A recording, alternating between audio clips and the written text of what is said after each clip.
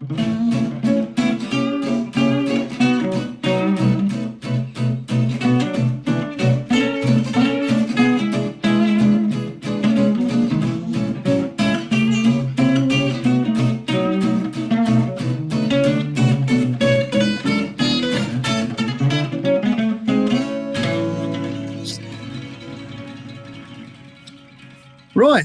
So today, I've been looking forward to this actually, Richard, to do it this way around and not the other way.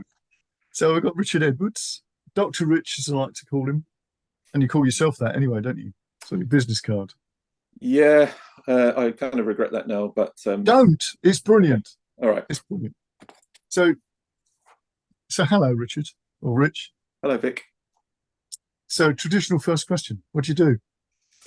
I've had ages to prepare for this because I've known you for some years now, and I'm a fan of the pod, and I've even asked you that question. Yeah.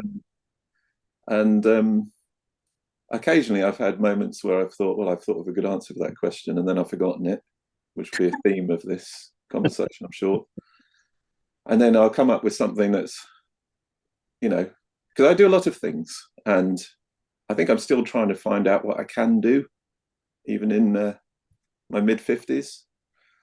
So I don't have a simple answer to that, because I do many things. I suppose I'm a combination of a recovering entrepreneur, a father, house husband, freelancer, and I've got fingers in various pies, really.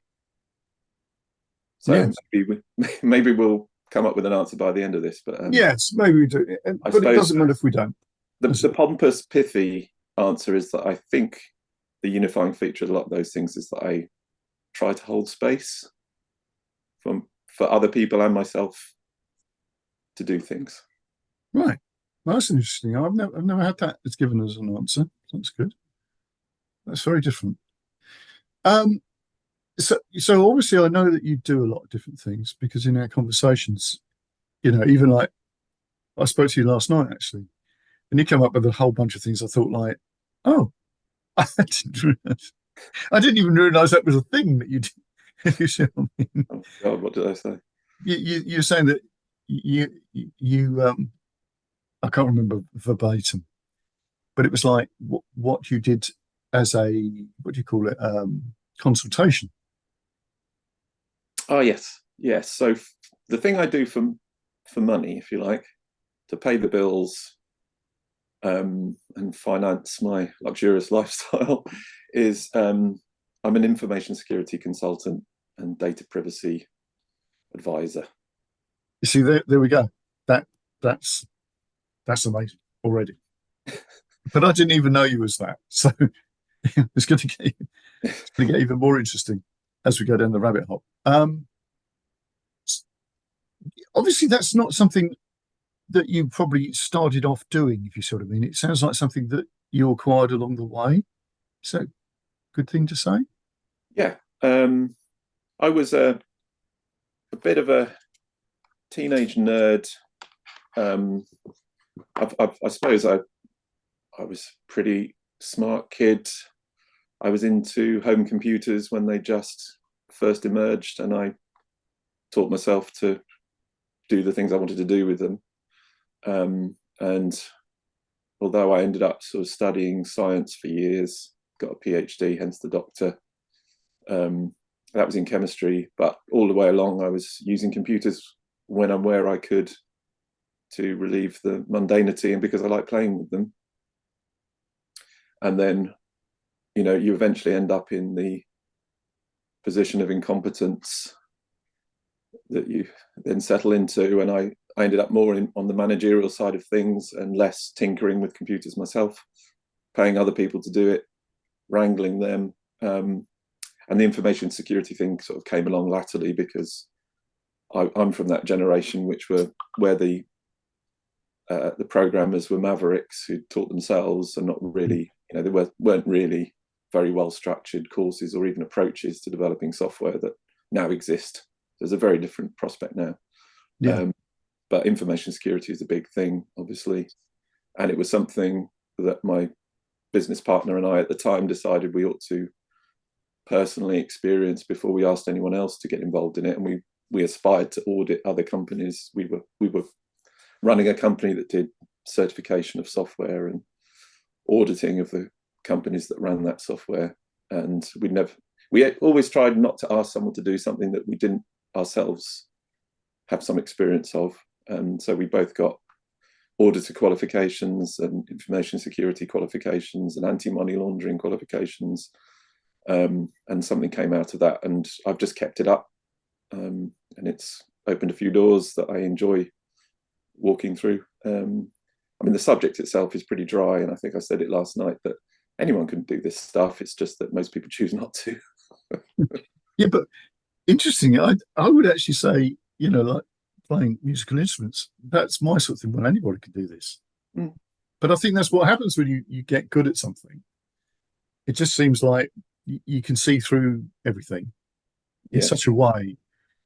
And because I'm no good with computer programming or anything like that, and it's not my sort of area of being able to tinker with things in order to make them work.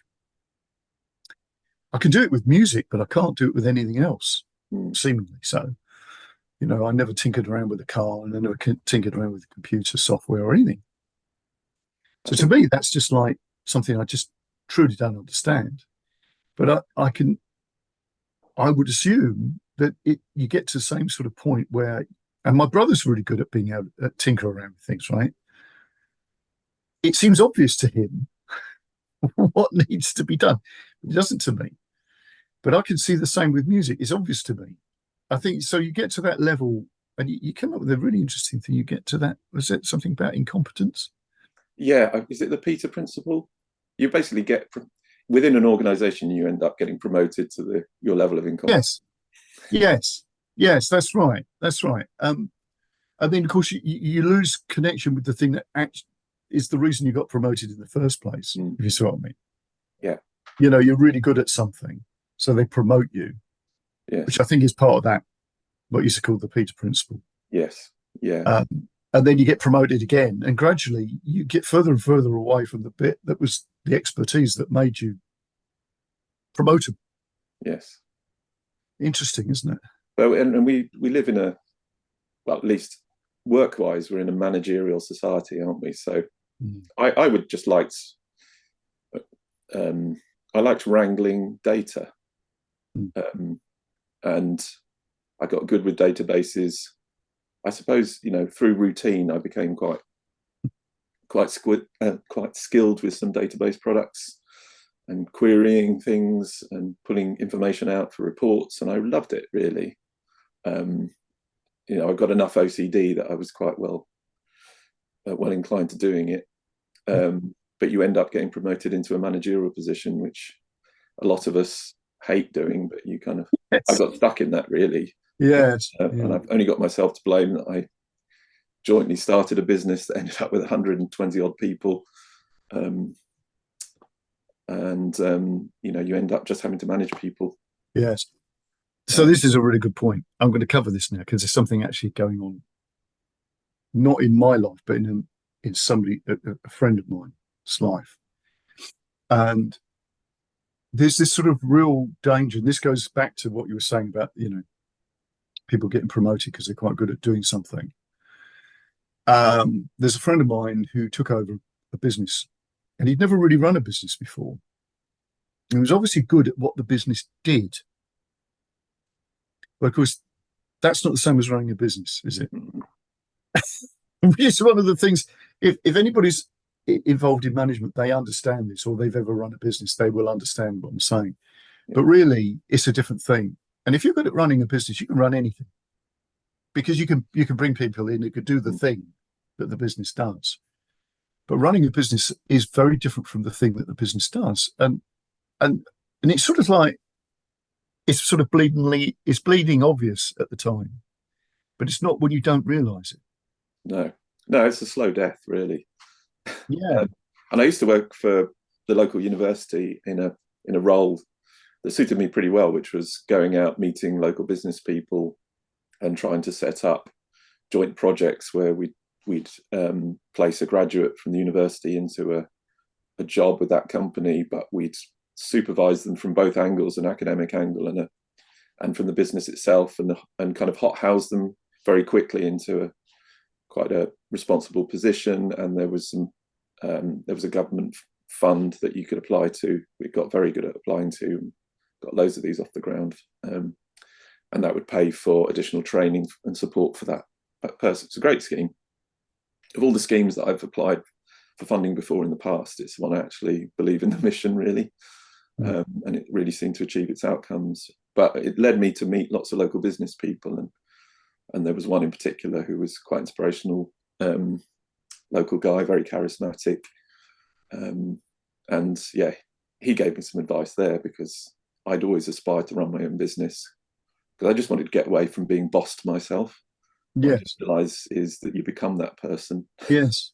Anyway, he said to me, the reason I'm good at this is because I don't know how to do what all these people do that work for me. Exactly. Exactly. So I keep getting that bit wrong. Well, I find that fascinating, because I would say that this is something where, if I'll just sort of tip this back into the arts thing, right? I actually think this is true with the arts. So you get a lot of people who are really good at something, but they might not be good at fronting a band or leading an orchestra, or being the head of a drama, a theatre company, or anything like that, because it's very different.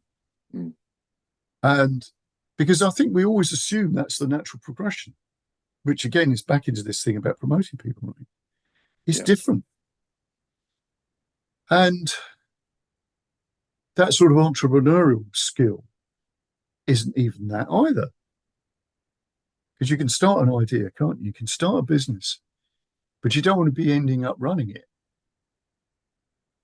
No. And I've been on that journey, obviously. So yeah, the particular business I've started or been involved in a few startups, ended up as a, if you like, sort of co-founder, manager, director of two, one of which was paid its bills but never really achieved its potential, but the other one really did. I mean, I was very lucky to go into business there with a guy who had no fear whatsoever, whereas I tend to be a procrastinator, and I'm fussy about detail, and I don't jump too soon, but he was the pushy one and amazingly, we're still great friends now after years of working together. And we had a creative clash, or at least we were very different people, chalk and cheese.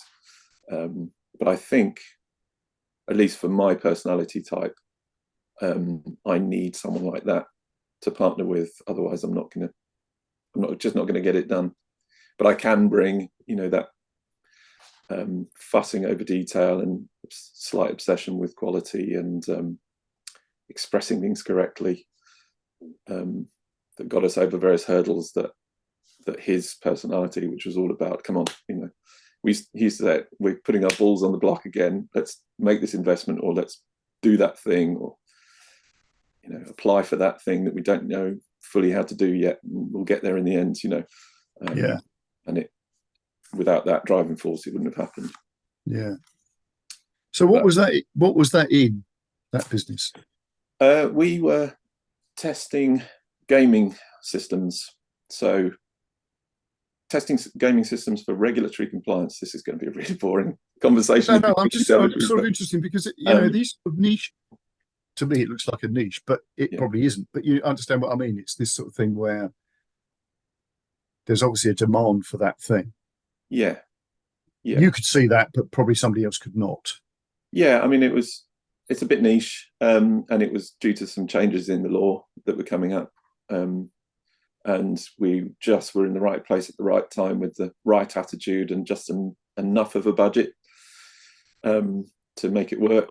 And yeah, it was a brilliant experience. I have no regrets whatsoever. But 12, 14 years later, I'd sort of realised this is burning me out now, and I think I'm done with this. And really, I dreamed of being able to, I suppose, live the life that I'm living now, which is bits and pieces. I'm doing some things that I really enjoy now. I've got a few things that pay the bills, and I do other things that only lose money.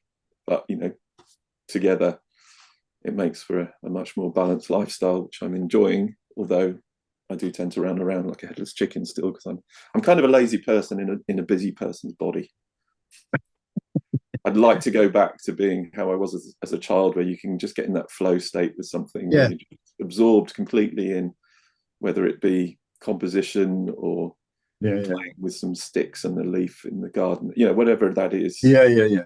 That's the mental state that I aspire to get back to occasionally and try and make space for. And I do, I have a very understanding partner, and and my life I'm very grateful for what I have.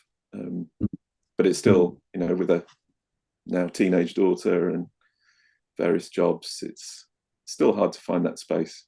Yeah, it's interesting, isn't it? Okay, so you've told me a little bit, because you grew up quite near to where I live at the moment, which was interesting, because we met in a street in London. We did. And we were walking in opposite directions, and we were obviously going to the same event. Yeah. Now, I have actually got quite a knack of being able to see people. If I'm going to something, I could look at somebody, I could be on a tube, and I would know that that person is going to the event, and I will follow them. I wasn't following you, but you were coming the opposite way, and I thought, you look as if you're going to this place, and you had somebody else with you. And I just asked you, I think, whether you were going to that thing. And we ended up going and having a coffee. Yeah. And if I may jump in, so I had the same intuition with you, and I'm much the same. I stepping aside for a minute, I used to go up to London a lot. I grew up, as you say, not far from you. I think I'd name it so: East Grinstead, West Sussex, on the end of a branch line out of Victoria. And what I aspired to do as a teenager was go to London and buy records and go to gigs. And I was a goth, I suppose, or at least that's my nearest categorization, if you like. I was into post-punk and goth, and obviously you could spot others a mile off, really. But yes, like you say, you're going to an event, you can generally start to read people and think they're going as well. Yeah. We were, not only was it a London street, wasn't it like a sort of little passageway, really? It was. A street, yeah. Yes, and I had an event with a crow, yes, or a raven, which I recounted to you, which was rather bizarre. Maybe that made you more likely to speak, because if you're behaving strangely, as you were, behave strangely, you feel like you have to explain yourself. I've done this. Yes. While out looking at bracket fungus in a wood, and feeling like I had to explain myself as I stepped out of a bush into someone who was walking the opposite way. Well, that's funny, because I interviewed somebody else, and that's how I met him, actually. He was collecting fungi in a woodland, and as far as I could work out, we were the only two people in this woodland. I hadn't seen anybody else on this walk, and he just appeared out of nowhere with a bag of mushrooms. And I struck up a conversation with him. So, yeah. You have to. I think that's, So, yes, we bumped into each other, started talking. I can't remember at which point you explained the whole business with the crow. But, we knew we were early for the event. And I think we'd both done the same thing, which is find where it is, and then you can relax a bit, because it was quite an event. We bought tickets. We didn't know exactly where it was, and you kind of do a walk by and think, right, I can relax now and go and get a coffee. Exactly. Yeah. Got a coffee, and within about 2 minutes, we'd pretty much established all the basics. Yes. We were talking about William Burroughs. We were. And Scientology. As you do. As you do. Yeah. So, you were saying about you living down here. We've sort of gone off on a tangent already. Good. And we were saying about, you were obviously you covered the fact that you're interested in music, and you would sort of go to London and go to gigs and stuff like that. I'm not quite sure how we got onto that, but I wanted to get back to this idea of how your thinking sort of, I won't say developed, that's not the word I want to say, because I don't think it's as such that it is developing. It's when you start to realise you've got a particular way of seeing the world that's different to others, maybe. When did you sort of realise that you were different? Perhaps that's the wrong word, but if you understand what I mean. Yeah. Well, I think it's hard to look back now because you look with different eyes. Yes. I had a fantastic childhood. Absolutely loved it. Had great friends. There were some lovely people in my life. My grandparents, the lady down the street that used to look after us, and that was the whole interesting story how we all got introduced. But anyway, and I grew up in a house that backed onto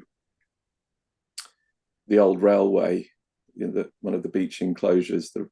There's now a cycle path that goes. I think is it called? Yeah, I know. Yeah, and I used to like just going down there on my own. I was quite young to be doing that, and it didn't happen very often. But just being alone and sort of sitting in nature down there because it's a little bit wild, but yet it's within a town. And I think I sort of ended up traveling around East Grinstead on my bicycle, always wanting to go down a road I'd never been down before, and effectively coming up with a psychic map of the area. Yeah. And years later, obviously, I stumbled across psychogeography and situationism, I suppose, but psychogeography particularly, and realizing that's what I did. Yeah. I was going off on random. They weren't walks; they were cycles, but I was trying to experience nature in the periphery of the town or within the town, and I was attracted to urban decay. I loved a ruined building, or if you see something that used to be a concrete car park and a trees growing up through that. I can't really explain that, but No, I understand that fully. There is something about, and I'm not a townie at all. And you find yourself living in places that facilitate what it is that you are. The ability that you're on the edge of something. Yeah.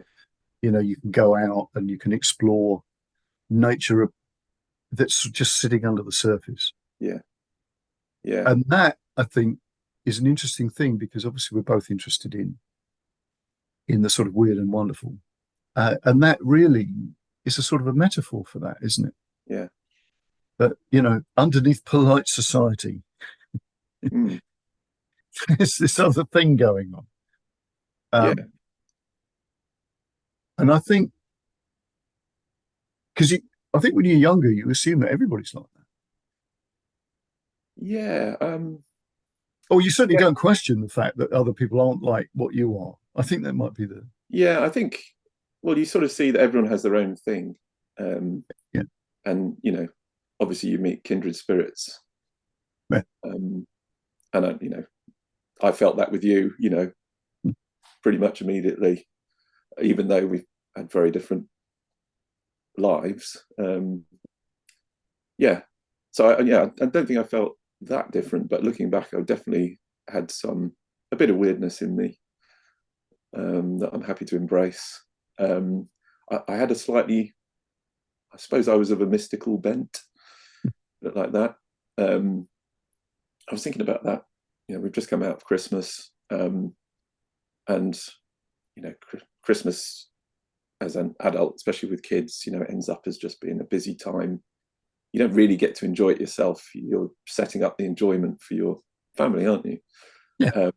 You are. But I remember I was slightly religiously inclined, I suppose, as a young child. And I didn't like going to church because it was cold and drafty and boring. But at Christmas, I could sort of shift into a different mindset somehow. I can't really explain it, but I'd sort of, it would wash over me what was going on. And I'd sort of blur my eyes a little bit and I'd be away into this space. And then it maybe would only last for a few minutes. But that was a really precious experience. And I kind of lean into that whenever I got the opportunity. And we moved from that first house back in onto the railway to the other side of town to a new estate that built on some, I think would have been semi-parkland, semi-wild farmland, brand new build, rows of identical houses, but a great spot that was close to the edges of Ashdown Forest. And I could see from my bedroom over the trees to the distance, and it was green, and my heart and my thought was always heading out there, into the wild. I was always looking for a bit of wilderness, a place just to escape for a little while. I mean, I wasn't antisocial. I loved being around my friends, but I had to have that time every so often. Yeah. I know exactly how you feel. For me, because obviously I'm quite close to the Ashdown Forest, but sort of the other end of it, if you like, I suppose. But to me, because I grew up in Cornwall, and to me there was always a lot of fields and stuff where, apart from a few cows, there was nothing. No humans. And of course, as soon as you get near the coast, you realised, and I lived very close to the sea, that you never felt that you were in control. And I think that's one of those things about being near some sort of wilderness. It puts you in your place. You have no control over that. And there are lots of instances where people were blown off cliffs and stuff like that, holiday makers that just drowned, they were cut off by the sea and all that sort of stuff. So you got this sort of respect for things. It wasn't a fear. It was an awesome thing for stuff. And being able to walk on a beach or something like that, where you just lose yourself in an environment, which, like you're saying, this sort of solitude thing.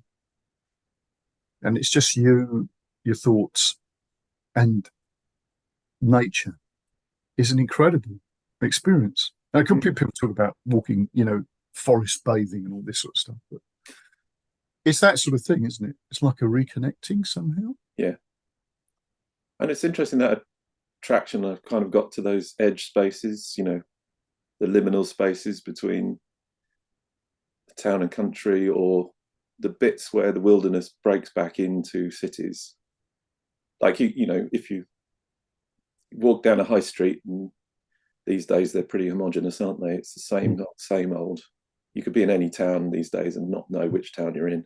No, exactly. But step one block away, into the back streets, and it's a different story, isn't it? Yes, it is. And it doesn't take long for nature to really just swat away whatever's been put over the top of it. I mean, the film about Chernobyl is a fabulous example of that, where you think, well, nothing could possibly live with this sort of level of radiation, but everything's absolutely flourishing. Yeah. I mean, it's incredible. I think it's an attraction to that powerful force of nature that will reconquer anything. And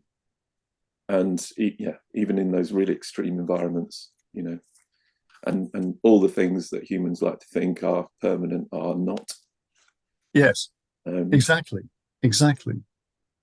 So this is, it's fascinating, because this sort of lays the ground out to that stuff about, although of course you're coming from this perspective where the intellect is obviously a very powerful element in your life. You've used, well, I was going to say, if you've done chemistry, I think that puts it clearly that you're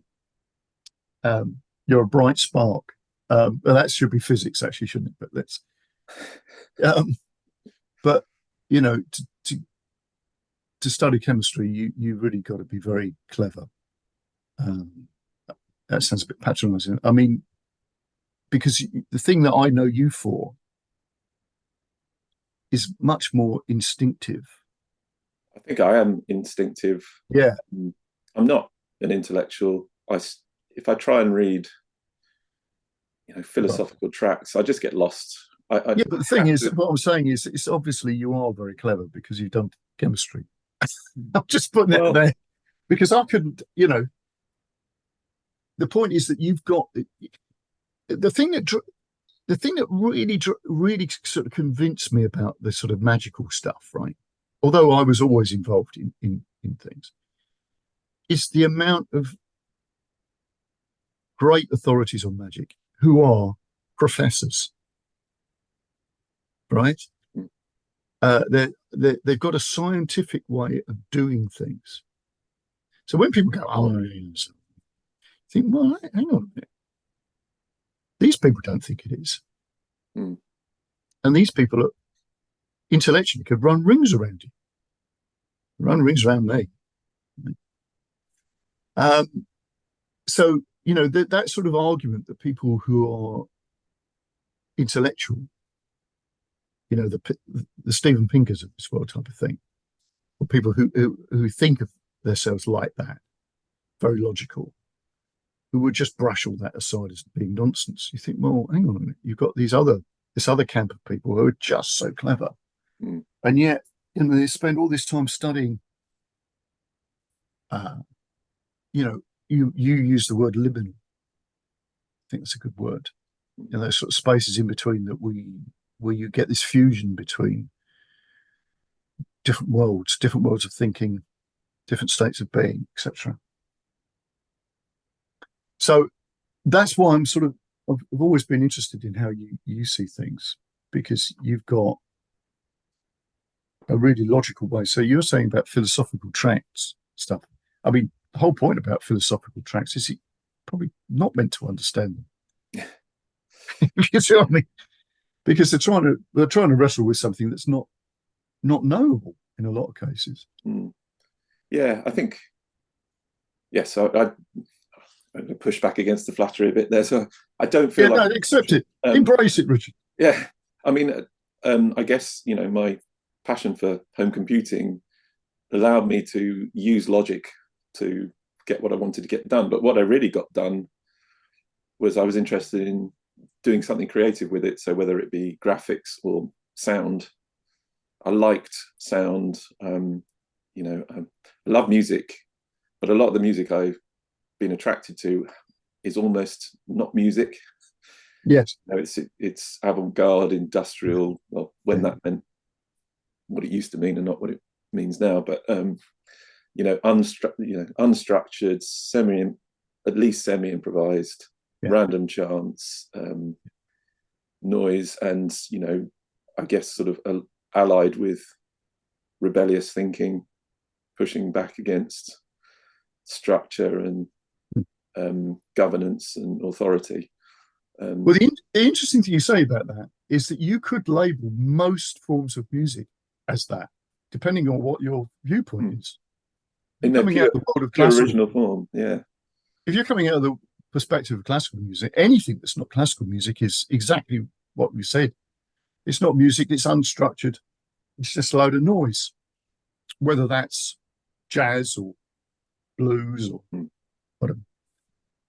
So, whatever your standpoint is, you could look at something else and just express it that way because it doesn't conform to the sort of paradigm of what you assume music is and how you respond to it. Mm. Um, so yeah, that's an interesting thing. And because obviously I've wrestled with this for years about, it's like saying what's art, isn't it? Yeah. What's art? Um, and I still find it funny when people sort of crack off about is a urinal art or whatever. Um, but uh, but I think that's true with music, because music's just sound, Mm. and if sound conveys a message and an emotion in some sort of way, and has a meaning to the listener that is music. Whether it's just a typewriter, which again has been used in classical concerts, Mhm. you know, or whether it's somebody, hitting something with a steel hammer type of thing. Lots of music speaks of that in the,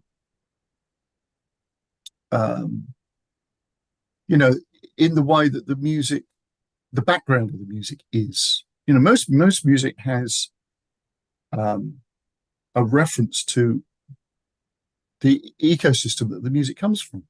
South American music uses sounds that sound like cicadas and frogs and all the rest of it. And heavy metal is exactly that sort of thing, that it has this sort of industrial feel to the rhythm, right? And blues obviously mimics the sound of trains, and so does rock and roll. So we've always been doing this. So to sort of focus on something, you can go, well, this is just, like you use the word, industrial type of sort of, you know, um, Genesis stuff, Genesis P. Orridge, effective. Yeah. Yeah, you know what I mean? Yeah. But yeah, because that again, it's that sort of thing where as soon as you start taking out what you assume logically makes something mean something, and it becomes a sort of slightly anarchic thing where what are the rules? Well, don't worry about the rules. And again, I think that's something we actually sort of share quite a bit, because we've spoken quite a bit about, techniques like cut up and how we seek meaning. Yeah. Yeah, I think that's a really good point. I hadn't really thought about cut up until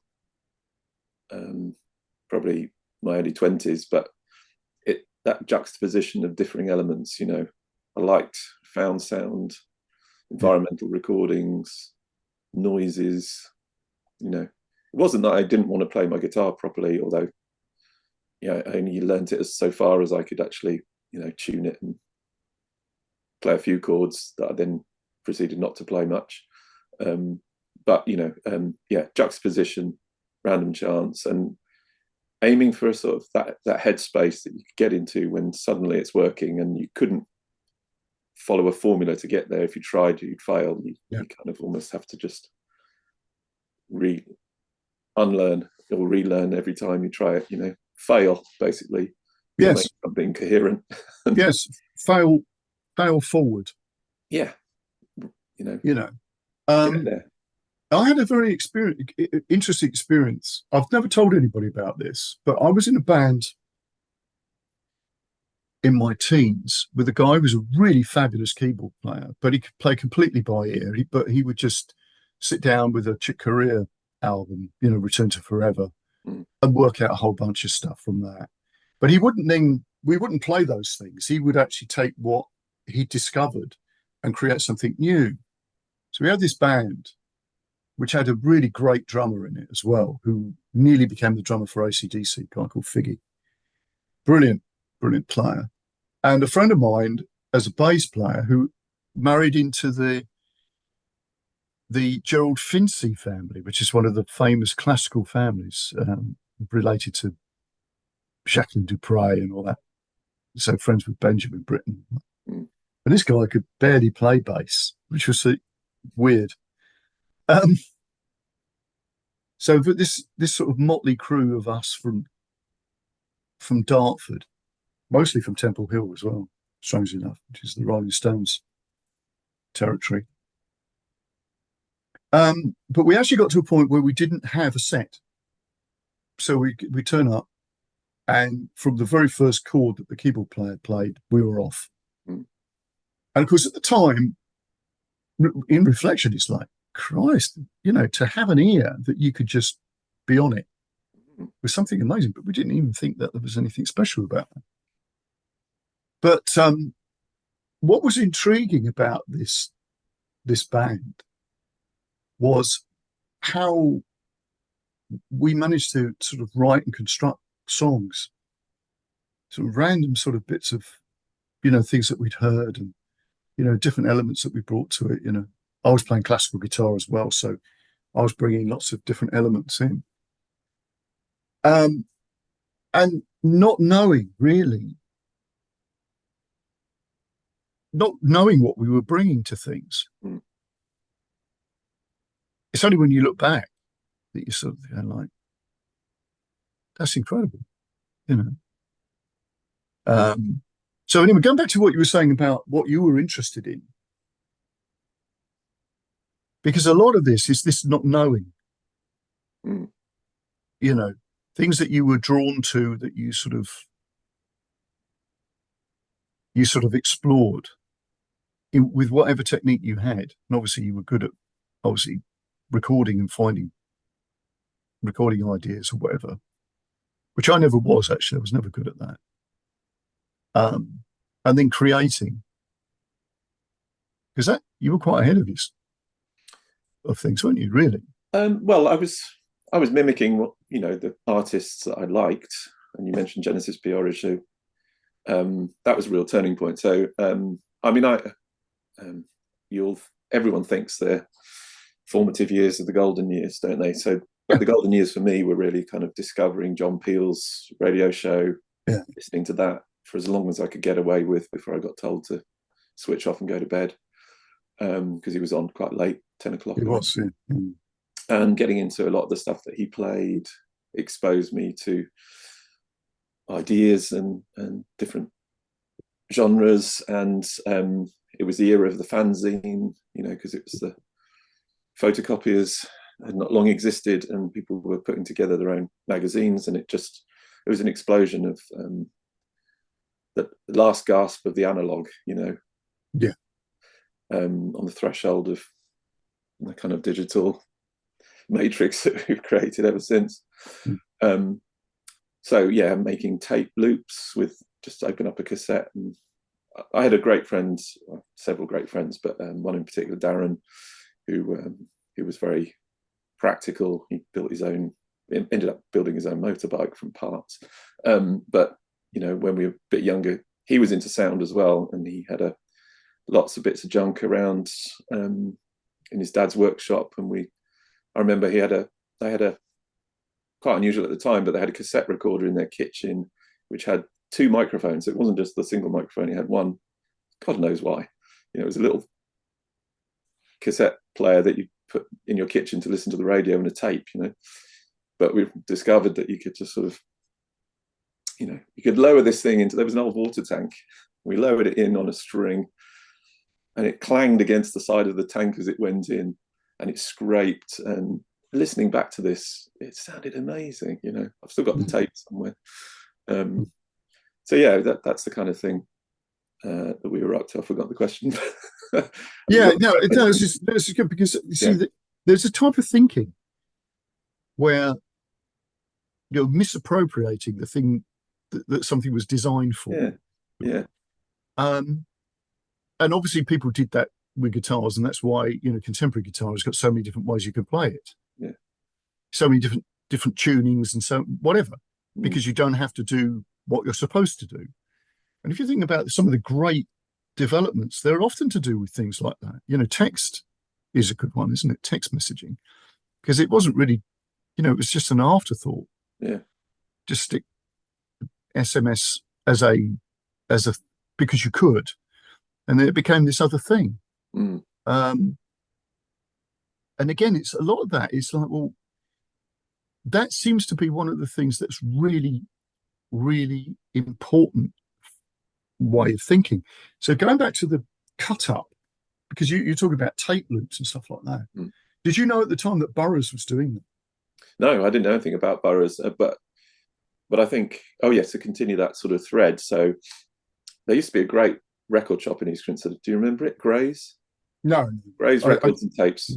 No. It had a frontage on the old high street and a basement section. Brilliant place. And I went in there. I guess by this stage I'd listened to John Peel enough, and I've got a bit of a librarian's mentality. And my memory was pretty good back then. I had a memory for record labels, bands, artists. And I'd heard Cabaret Voltaire on John Peel's show and really liked it because I was really into that sort of electronic sound. But they also were masters of that sort of cut up technique. As they would be, of course, because Yeah, that's where the Dada thing yeah, of absolutely, yeah, cut up practically sort of started, really, in some shape or form. yeah. Yeah.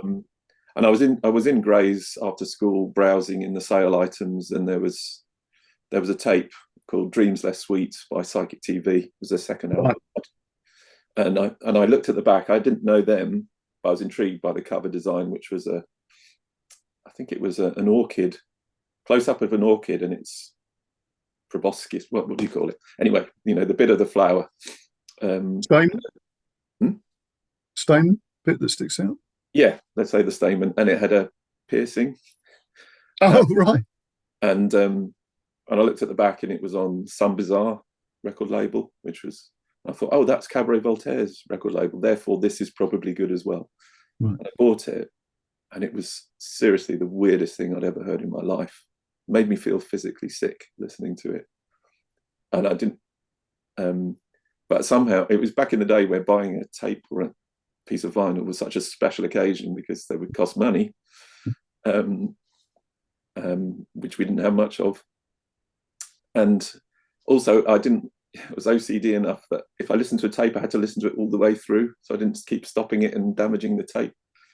So I listened to this whole thing, kind of feeling like, oh my God, what the hell is this I bought, but it stayed with me, and it kept drawing me back like a moth to a flame, I sort of put it away for a bit, and then I'd think, oh, I'm gonna have to listen to that again. And it intrigued me enough that I started reading about them, and therefore I got exposed to Genesis's writings and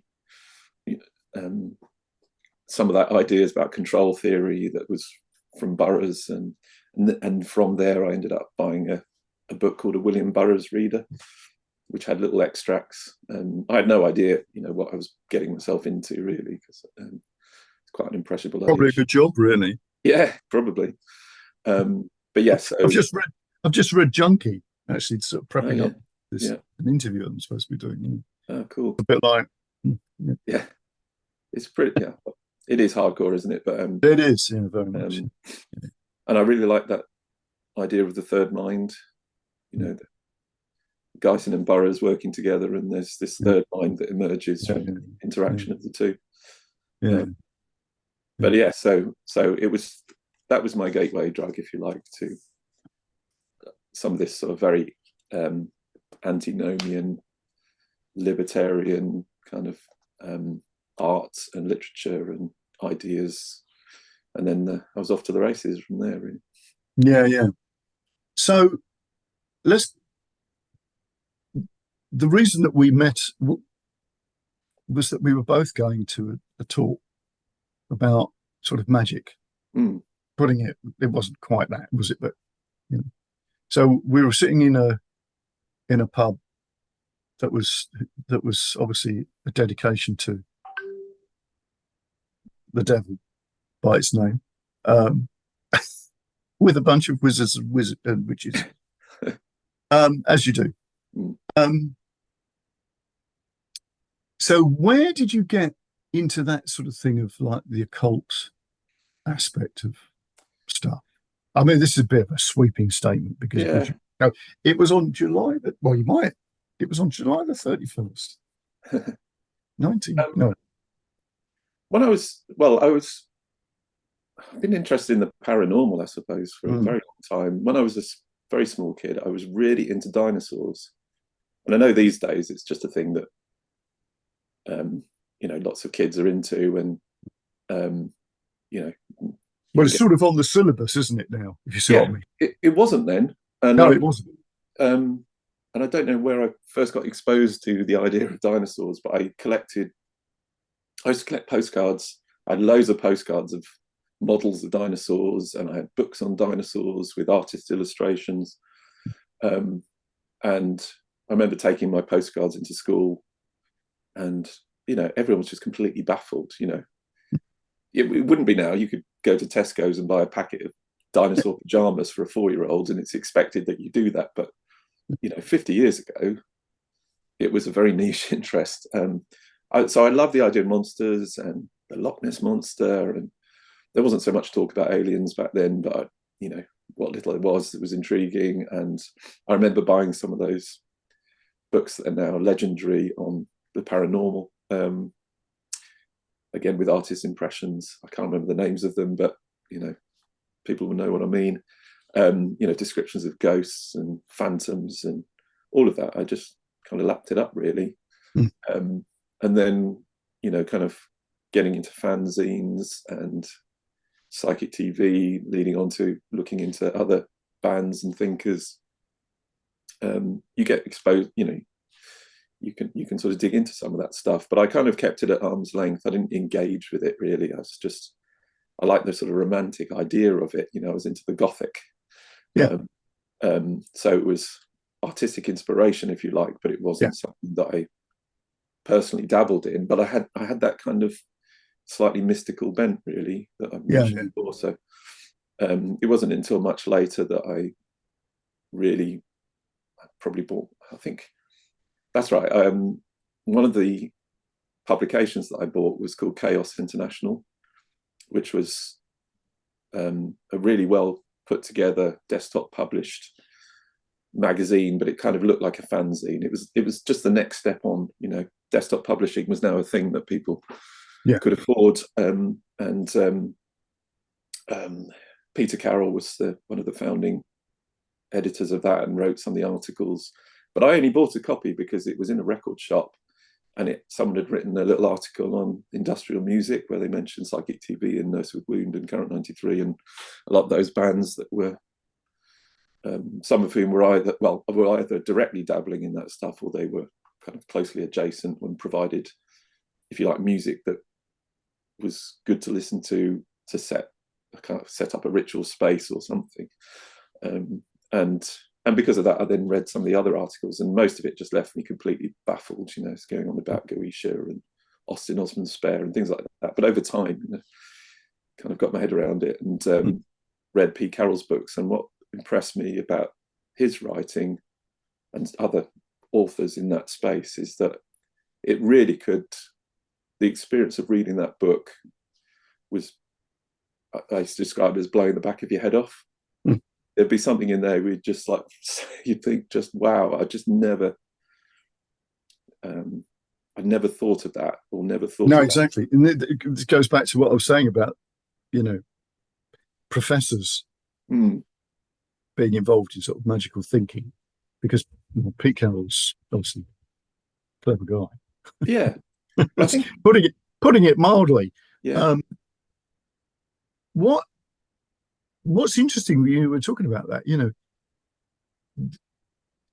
that let's just for the moment just call it magical thinking. Yeah. Sits underneath just about every style of music you can possibly think of. Whether it's, Holst's Planet Suite to, some of the French Impressionist material.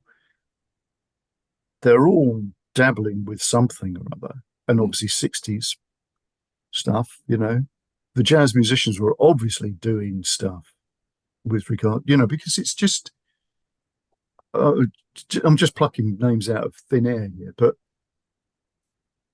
John Coltrane, his idea of that he had about music of the spheres, effectively, putting it in, I probably wasn't quite sure if he called it that, but it was this idea of this sort of transcendental aspect of music.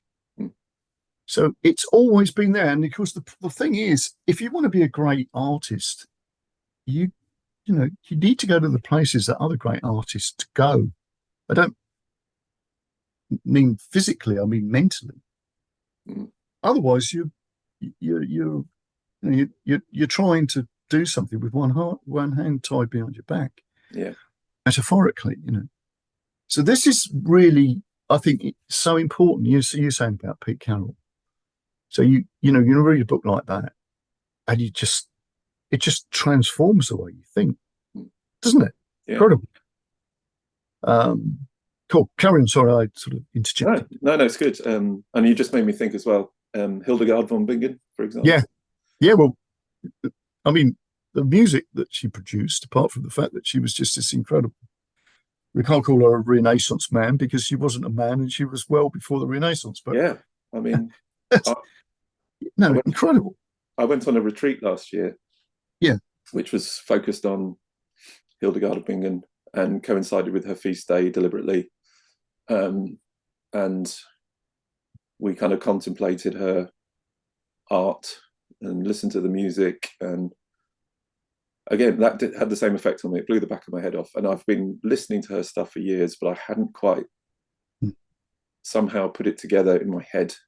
I liked the art, I loved the music, but I hadn't brought it all together and sat with it so intently for a few days. It was an incredible experience. And you think, she was a total boss, and what she got away with.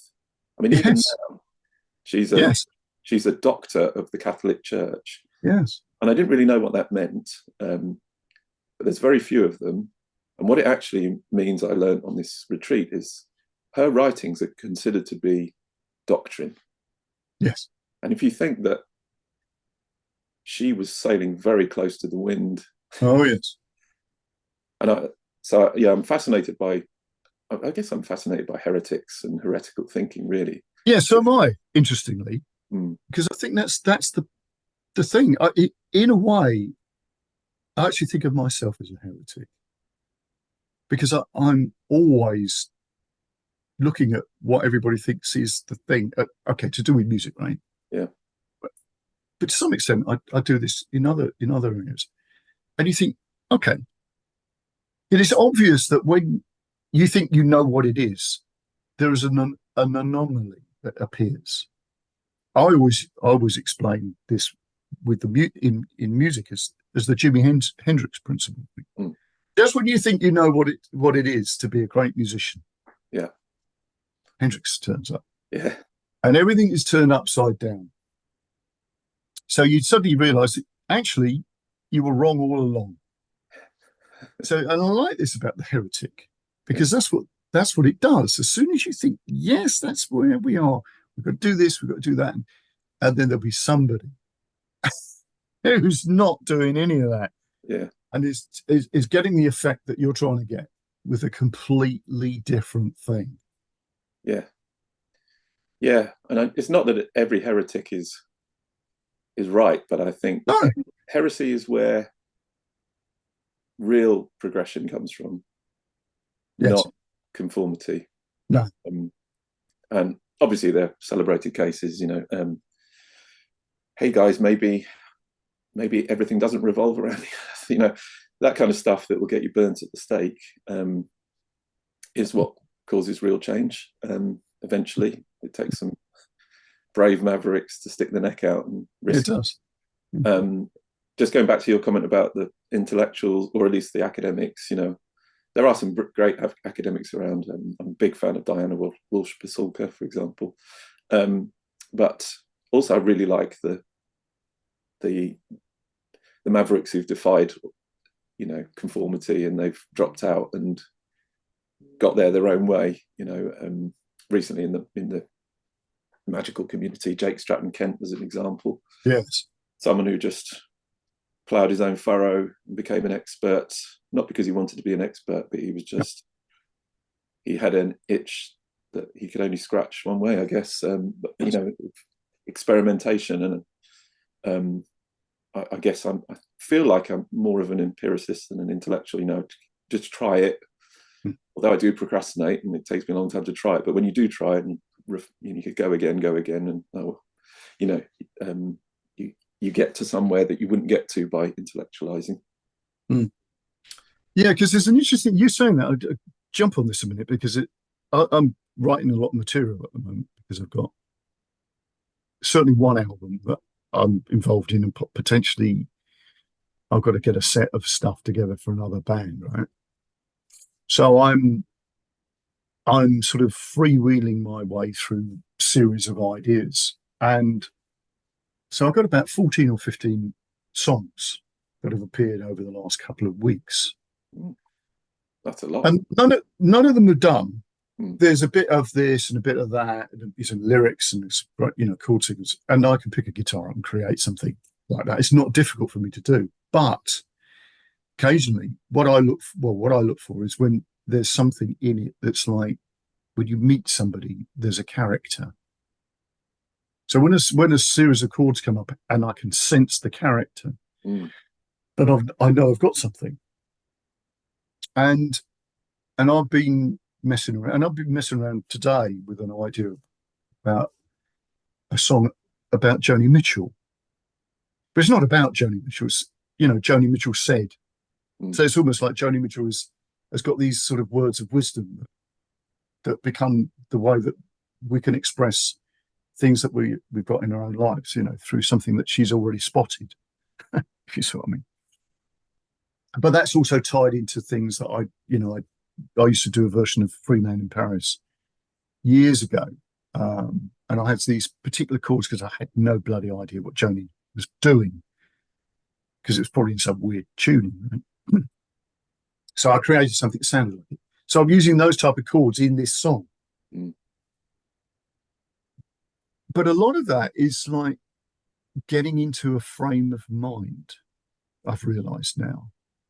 And although I was doing this before, I didn't realize that's what I was doing. But now I sort of understand it. And what's interesting about it, going back to the Jake Stratton Kent thing, is there is no way that you could have a system to do this. It's almost like you've got to ditch everything you sort of know and explore something, and then things that you know come and help you. I think that's what I'm trying to say. Yeah. It's not a case of sitting down and doing something you know is going to work. No. It's almost like you start messing around with something, and then things that you know come and help you. So, and you're saying about Jake Stratton Kent, because he's that sort of character who would throw himself completely out on a limb. Yeah. Right. Yeah. And it would obviously sort of worked out. But you can't do that academically. No. I think it's great if you can get in a position where, I guess, as an academic, you're being paid to study the topic that you really want to do. But I feel like you're nobbled by that, because there's quite a bunch of these academic conferences about witchcraft and magic and all that stuff, and it all sounds very enticing. But not that I've been to many of those, but the academics involved can't admit that they're into it more than just studying it as a subject. Yeah, exactly. That I would find you don't want to frighten the horses, right? Yeah, exactly. They almost have to. They're in a position where they can describe it positively, but they cannot admit. Yeah, it's almost like saying, "I'm asking for a friend." Yeah, it really is, isn't it? As the euphemism, right? I'm particularly interested in this, but I'm asking for a friend. Yeah. When my friend did this and conjured, Asmodeus, that's the sort of thing. It's like, okay. So you mentioned Hildegard, and you're saying that she was obviously sailing very close to the wind. I've always been interested in Mother Julian of Norwich. Yeah. Okay, she was an anchorite, so she could, as long as, she was locked away in her cell, people could come and see her or whatever, give her some food and take away her whatever, soil matter there was, whatever they do, God knows. Anyway, but some of her visions are so profound, because it actually speaks of the nature of how things are put together, like almost this image of molecular structure is in one of the visions that she had. And you sort of go like, it is utterly mind-blowing. And you could sort of read it on one level and just not spot it. And you read it on another level and it's just like, how is that possible? Well, obviously it is possible, but not logically. Yeah. Sorry, you've reminded me as well. A rabbit hole I went down over the last few years is the medieval Beguines. So these were female Christian mystics who managed to not lock themselves away from the world as the anchorites did, but they share a lot of similarity. But essentially, it's kind of, let's get ourselves organized in a reasonably secure environment. So it was at that time when a lot of the menfolk were off to the Crusades, and the bros were all off to the Crusades. There was it was high medieval period, I guess, where there were daughters who were reasonably well educated or very well educated, often more educated than the clerics who were left behind when the Crusades were happening, and some of them would sort of gravitate together and form little communities, and there was no ruling structure, but there were hundreds of these, if not thousands of them, across Europe, Belgium, Netherlands, etc. And some of them survived as a location for hundreds and hundreds of years, but they were always, again, sailing close to the wind in a patriarchal society, where the church didn't appreciate mystics. No. But they were essentially, they would communally raise the children, support each other. You could leave if you wanted to. You weren't making a vow forever. They nursed the sick and the poor, but they also conducted themselves in business, and they tended to fall foul of the male guilds who didn't appreciate. Yeah, I was going to say that's probably one of their problem areas. Yeah, they were making money, but they also were holding space for the mystical visions to occur, and some of their writings are just phenomenal. I mean, not just their mystical writings, but also the letters that survive, where there's a famous one, and I'm forgetting the names, but one of the Beguines writing to another one at a different community, saying how hard it is, to find the space to devote yourself to, kind of experience the divine when you've got all this other stuff going on. I could really relate to that. But they sound so contemporary. You're talking about there was nothing new years ago. Is there? But the voice is extremely contemporary. Yeah, absolutely. I think that's the thing. That a lot of this stuff is exactly the same. Yeah. And I've often pondered that about these incredible characters that have written, 2,000 years ago or some Chinese sage or something, and they'll say something, and you think, oh my God, is that not as true now? Nothing's ever. Yeah. Now we've spoken for about an hour, have we? And we've skated across the surface of an extraordinary lake. Never been called a lake before. No, exactly. Nor have I, actually. But there we go. We're gonna have to go and do this again, if that's all right with you, Rich. Well, I love talking to you, Vic, and it's not been as. I was worried, leading into this, because I've known you for a long time, and I kind of figured eventually you would ask me, and I was hoping you wouldn't really. Yeah, well, you've already said that you're quite shy. But I love talking to you. So okay, fine, yeah, let's do it again. Yeah, it's good because I've been speaking to Paul Green, who I know very well, and we've gone down this rabbit hole over 3 episodes, similar sort of thing. Yeah, and again, I do this because I like it. I don't do this for. I'm not trying to make any money out of this or anything like that. It's purely because I'm fascinated by things, and I think it's important that the creative. I do know about creativity. If there's any, if I set my stall out, I know a lot of things about it, and it's like triggers that make people creative. Right? And this is one of the things of just knowing how deep you can explore consciousness is a really important thing about creativity, and it adds to your understanding of consciousness, as well as knowing about consciousness adds to your creativity.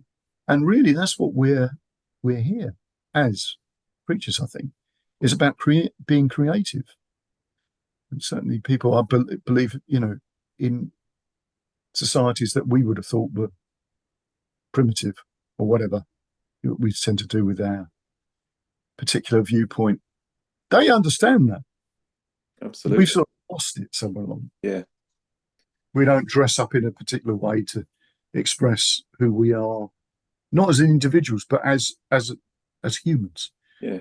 To the world. We don't do that. But traditional societies certainly did. Absolutely, yeah. And yes, a lot of what we in our lifetimes have enjoyed in terms of coming together communally to experience live music. Exactly. That's exactly one of the things. Yeah. Where you transcend, the best gigs are the ones where for 30 seconds or a minute or 2 minutes, my consciousness transcended from, in the mosh pit at an Ex-Mel Deutschland gig in the Town and Country Club or something, it was, it's harking back to those rites of appreciation and evocation and, marking the calendar that our ancestors undertook. Exactly. It's the same thing. Yeah. It's just dressed differently. Yeah. Yeah. And that's what we have to sort of understand, that it is the same thing. So when people sort of think, they poo-poo things like that, it's like, no, we're still doing the same thing, but we call it something else. Yeah. And that was a comment that I was talking to John Etheridge, the jazz guitar player.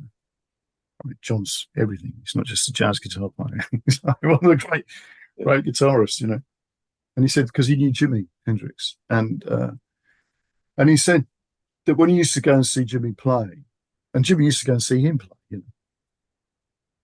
which is a bit of an accolade, isn't it? He said, but when he used to go and see Hendrix play, he said everything was pushed to the limit. Mm. And he said something would go wrong. PA would break down, his amp would blow up or whatever. He said, but you get about 30 minutes of something extraordinary. Yeah. Otherworldly. And I think that's the thing about live performances. That could happen. Yeah. And I think that's something we've got to always have in our back of our mind as whenever we're doing something. But yeah. All right then, Rich. So we'll sort out another time. Don't disappear yet.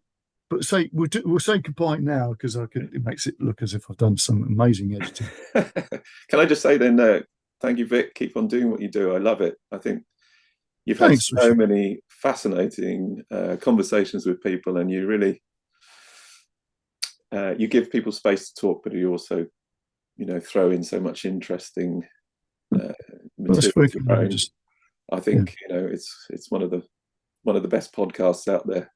Oh, well, that's high praise. That's very kind. So, all right, then, mate. All right. I'll speak to you soon. Take care, mate.